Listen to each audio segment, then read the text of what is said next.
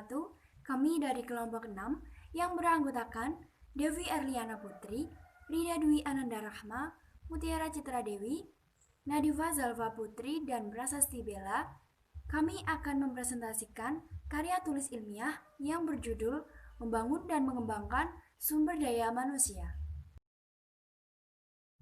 Puji syukur kehadirat Tuhan Yang Maha Esa yang telah memberikan rahmat, taufik, serta hidayahnya sehingga kami dapat menyelesaikan karya tulis ilmiah ini yang berjudul Membangun dan Mengembangkan Sumber Daya Manusia dengan lancar. Dalam penulisan karya tulis ilmiah ini, kami menyadari bahwa masih banyak kesalahan dari segi bahasa maupun segi lainnya. Oleh karena itu, kami membuka tangan kepada para pembaca untuk memberikan kritik serta saran untuk memperbaiki karya tulis ilmiah ini supaya lebih baik lagi. Kami berharap karya tulis ilmiah ini bisa menambah pengetahuan bagi para pembaca serta menjadi inspirasi untuk mengembangkan pengetahuan pembaca tentang pembangunan dan pengembangan sumber daya manusia.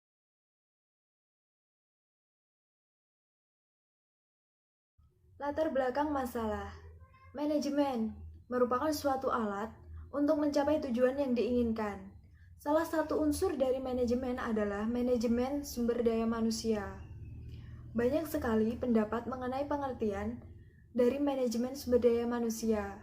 Salah satunya yaitu menurut Rahmawati, manajemen sumber daya manusia merupakan suatu proses perencanaan, pengorganisasian, pengarahan, dan pengawasan kegiatan-kegiatan pengadaan, pengembangan, pemberian kompensasi, pengintegrasian, pemeliharaan, dan pelepasan sumber daya manusia agar tercapai berbagai tujuan individu, organisasi, maupun masyarakat. Sumber daya manusia merupakan aset yang paling penting bagi organisasi di antara sumber daya lainnya.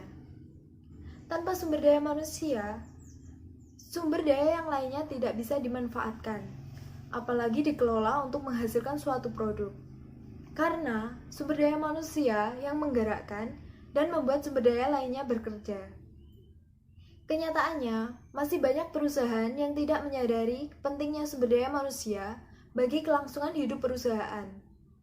Pada dasarnya, untuk menghadapi perkembangan teknologi yang cepat, sumber daya manusia yang berkualitas akan menjadi kekuatan bagi perusahaan untuk bertahan hidup dan kekuatan untuk menghadapi persaingan. Perkembangan teknologi yang cepat menuntut kemampuan mereka dalam menangkap berbagai fenomena perubahan tersebut, menganalisa dampaknya terhadap organisasi, dan menyiapkan langkah-langkah guna menghadapi kondisi tersebut. Oleh karena itu, diperlukan pengembangan sumber daya manusia dalam organisasi, baik untuk manajer maupun karyawan, guna mendukung keberhasilan pengembangan tersebut. Manajemen dapat memfasilitasi pengembangan sumber daya manusia agar mendorong para manajer dan tiap karyawan untuk melaksanakan strategi yang telah diterapkan oleh perusahaan. Hal itu dapat dilakukan dengan meningkatkan keterampilan dan pengetahuan tenaga kerja yang diwujudkan dalam berbagai bentuk nyata. Misalnya pelatihan, mengadakan seminar, kursus keterampilan, dan kegiatan lainnya.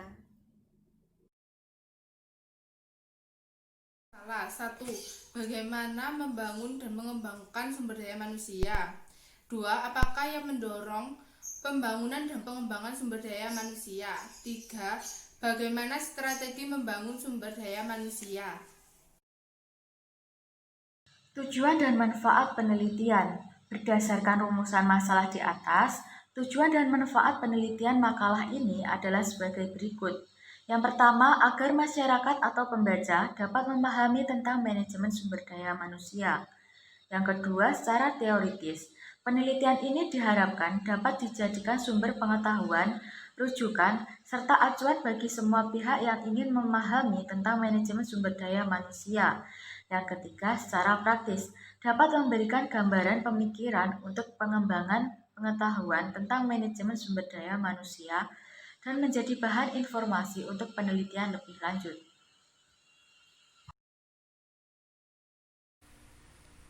Selanjutnya, Bab 2 mengenai pembahasan A. Pengembangan manajemen sumber daya manusia. Menurut Edward yang dikutip oleh Mangkunegara, membedakan antara pengembangan dengan pelatihan adalah suatu proses pendidikan jangka pendek yang mempergunakan prosedur sistematis dan terorganisasi. Pegawai non-manajerial mempelajari pengetahuan dan keterampilan teknis dalam tujuan yang terbatas. Pengembangan merupakan suatu proses pendidikan jangka panjang yang mempergunakan prosedur sistematis dan terorganisasi. Yang pegawai manajerial mempelajari pengetahuan konseptual dan teoritis untuk mencapai tujuan yang umum. Pendapat lain yang diungkapkan oleh Fastino bahwa yang dimaksud dengan pengembangan sumber daya manusia adalah suatu proses perencanaan pendidikan, pelatihan, dan pengelolaan tenaga atau guru untuk mencapai suatu hasil yang optimal. Sedangkan menurut Wedel French, pengembangan merupakan penarikan, seleksi pengembangan, penggunaan, dan pemeliharaan sumber daya manusia oleh organisasi atau lembaga. Tujuan pelatihan pegawai akan meningkatkan kemampuan dalam menyesuaikan diri dengan pekerjaan baru dan menyesuaikan dengan peralatan teknologi yang baru. Hal ini akan bermanfaat pada penyesuaian terhadap tuntunan lingkungan yang baru. Dari beberapa pendapat yang telah dikemukakan, dapat disimpulkan bahwa pengembangan sumber daya manusia meliputi unsur kesehatan dan gizi, kesempatan kerja, lingkungan hidup sehat, pengembangan karir di tempat kerja, kehidupan politik yang bebas, serta pendidikan dan pelatihan. Berdasarkan unsur-unsur tersebut, pendidikan dan pelatihan merupakan unsur terpenting dalam pengembangan sumber daya manusia. Sesuai dengan kesimpulan ini, maka yang dimaksud dengan pengembangan sumber daya manusia melalui upaya melaksanakan pendidikan dan pelatihan. Pembangunan manajemen sumber daya manusia. Pembangunan merupakan suatu usaha untuk meningkatkan kesejahteraan masyarakat. Menurut M. Papayungan, pembangunan sumber daya manusia adalah suatu proses peningkatan pengetahuan, keterampilan, dan kapasitas dari semua penduduk atau masyarakat. Pada hakikatnya, perencanaan merupakan sebuah upaya untuk mengantisipasi ketidakseimbangan yang terjadi dan bersifat akumulatif. Perencanaan memiliki peran dalam proses pembangunan. Salah satunya yaitu sebagai arahan bagi proses pembangunan untuk berjalan menuju tujuan yang ingin dicapai, di samping sebagai tolak ukur keberhasilan proses pembangunan yang dilakukan. Dalam membangun dan mengembangkan sumber daya manusia, terdapat faktor yang dapat mempengaruhi sumber daya manusia. Faktor tersebut yaitu yang pertama ada kepuasan kerja. Kepuasan kerja merupakan suatu sikap seseorang terhadap pekerjaan yang berhubungan dengan situasi kerja, kerjasama antar karyawan, imbalan yang diterima, dan hal-hal yang menyangkut faktor fisik dan juga psikologis.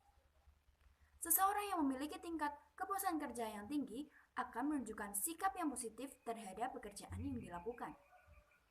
Faktor yang mempengaruhi kepuasan kerja, yang pertama ada faktor psikologis. Yang kedua ada faktor sosial. Selanjutnya ada faktor fisik. Dan terakhir, faktor finansial. Nah, faktor kedua yang mendorong sumber daya manusia ada disiplin. Disiplin merupakan sikap kesediaan dan kerelaan untuk mematuhi dan menaati norma-norma peraturan yang berlaku di sekitarnya. Sumber daya manusia yang memiliki disiplin yang baik akan menjamin terpeliharanya tata tertib dan kelancaran pelaksanaan tugas sehingga dapat mempercepat proses terjadinya tujuan dari organisasi. Faktor yang mempengaruhi disiplin yang pertama ada jumlah kompensasi.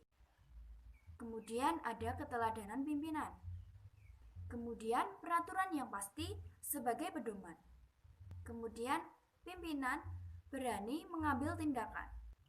Kemudian pengawasan pimpinan. Pengawasan sangat diperlukan untuk mengarahkan kepada pekerjaan yang lebih tepat dan sesuai dengan yang telah ditetapkan. Kemudian perhatian kepada karyawan. Terakhir, adanya kebiasaan yang mendukung tegaknya disiplin. Faktor ketiga yang mendorong sumber daya manusia ada motivasi. Motivasi merupakan suatu faktor yang mendorong seseorang untuk melakukan suatu aktivitas tertentu. Faktor yang mempengaruhi motivasi terdapat faktor intern. Yang pertama, keinginan untuk dapat hidup. Kemudian, keinginan untuk dapat memiliki. Keinginan untuk memperoleh penghargaan, keinginan untuk memperoleh pengakuan, dan keinginan untuk berkuasa. Kemudian ada faktor ekstern. Yang pertama, kondisi lingkungan kerja. Kompensasi yang memadai. Yang ketiga, supervisi yang baik. Kemudian adanya jaminan pekerjaan, status dan tanggung jawab. Yang terakhir, peraturan yang fleksibel. Selanjutnya, faktor yang mendorong pembangunan dan pengembangan sumber daya manusia. Ada prestasi kerja. Prestasi kerja menurut Lawler dan Porter pada tahun 1967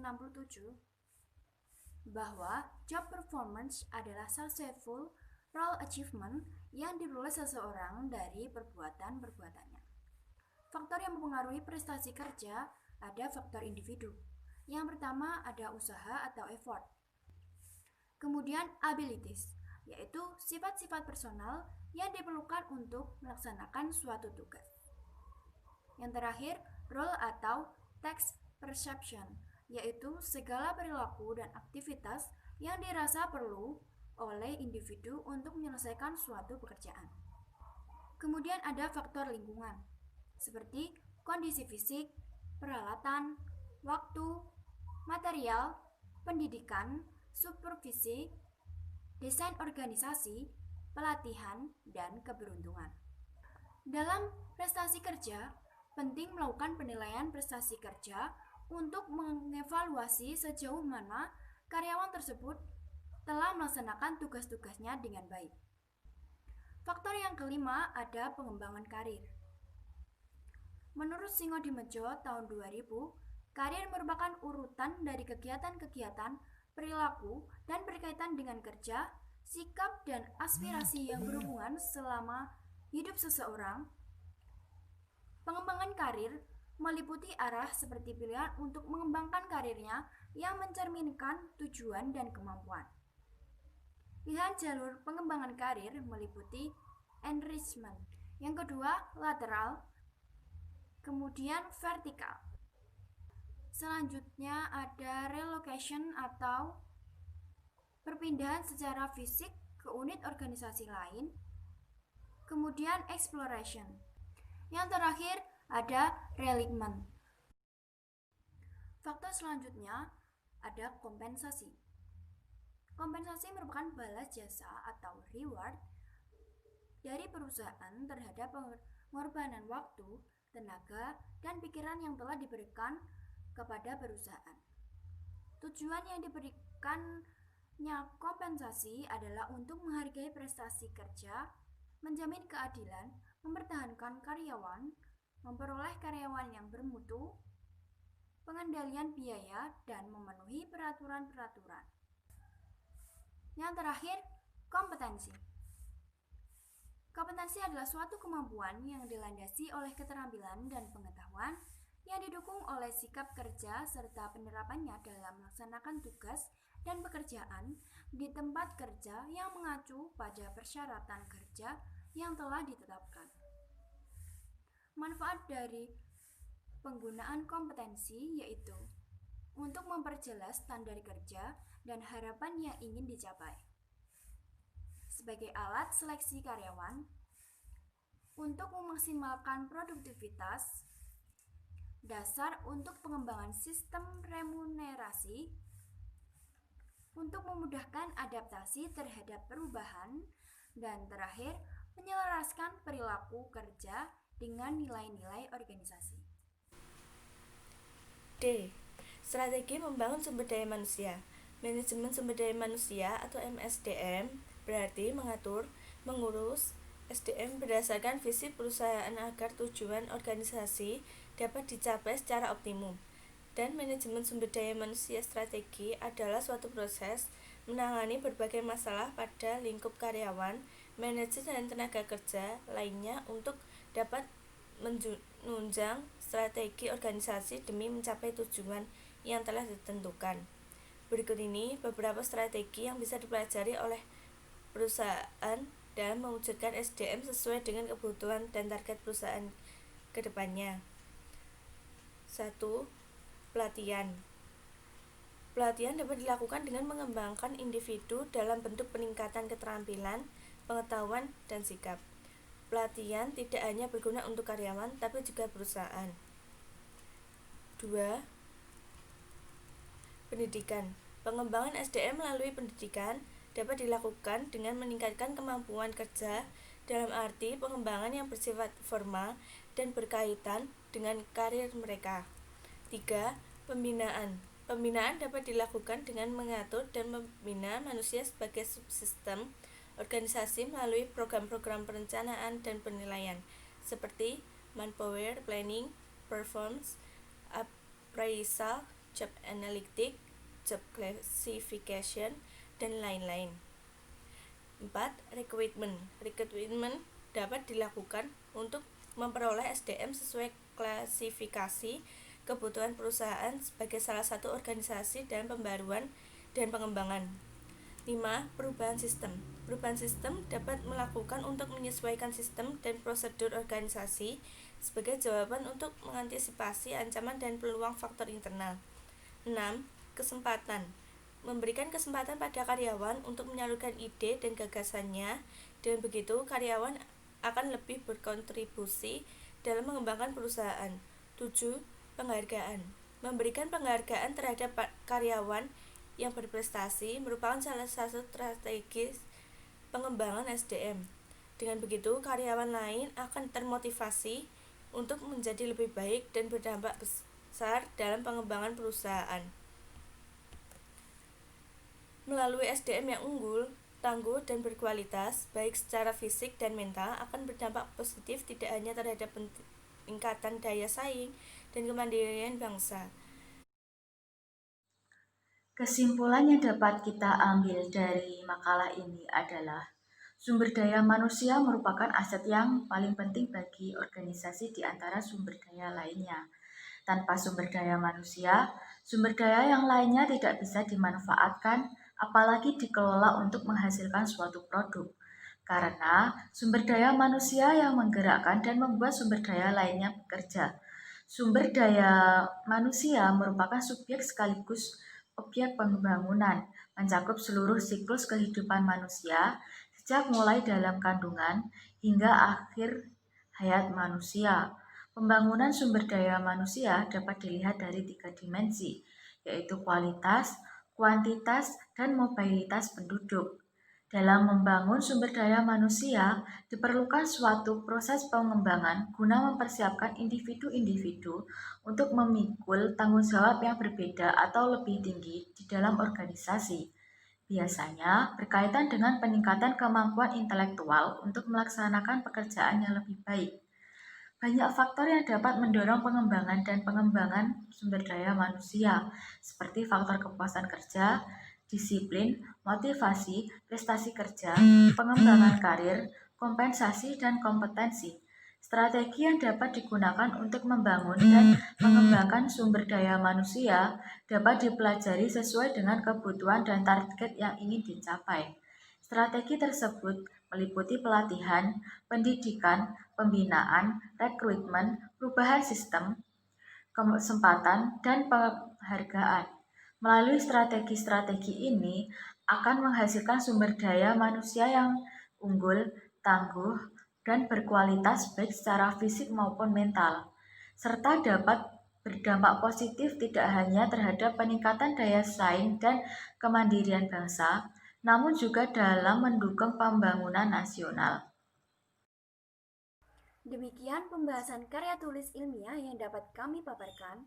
Karena keterbatasan pengetahuan dan referensi, kami menyadari karya tulis ilmiah ini masih terdapat kekurangan dan kesalahan baik dari segi penyusunan maupun isinya masih jauh dari sempurna.